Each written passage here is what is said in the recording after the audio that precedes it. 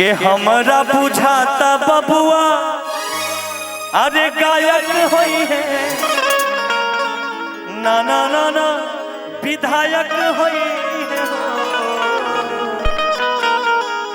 ना ना हिंद के सितारा इतदायक हुई है आ सबसे बड़ खलनायक हुई है। आई म्यूजिक के साथ 1 2 3 4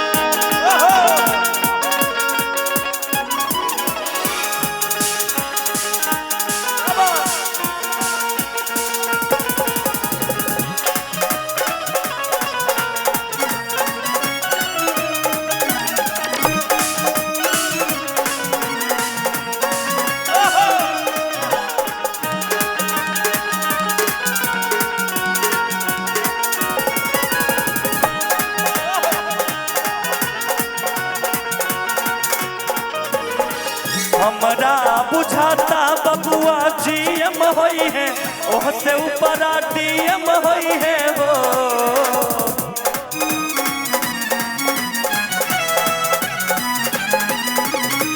हमरा बुझाता बबुआ जीएम होई है ओह से ऊपर डीएम होई है वो कि नाना नाना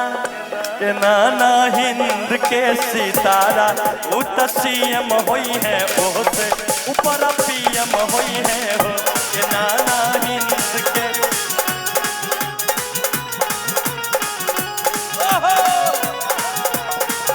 के नाना हिंद के सितारा बबुआ सीएम होई है ओह से ऊपर पीएम होई है हो।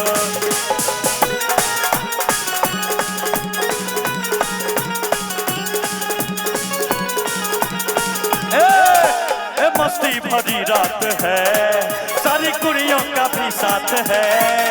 तो जीने का ले ले मजा तो डरने की क्या बात है। ना ना ना ना ना रे ना रे ना रे ना ना ना ना ना रे ना रे ना ना ना ना ना ना रे ना रे ना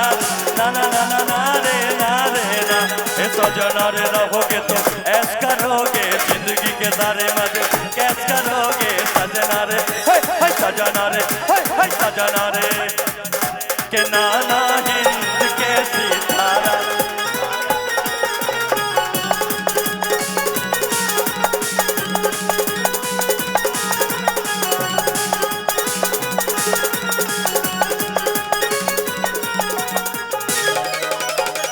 हमरा बुझाता बबुआ गायक होई है ओह से ऊपर विधायक होई है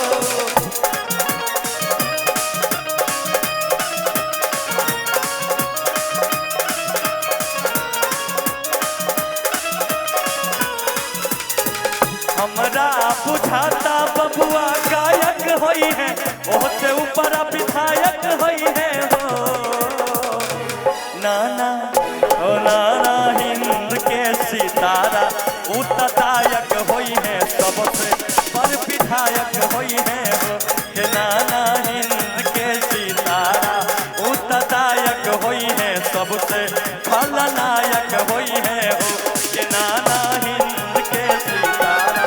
ई विधायक होई है सबसे बड़ गायक होई है हो के नाना हिंद के सितारा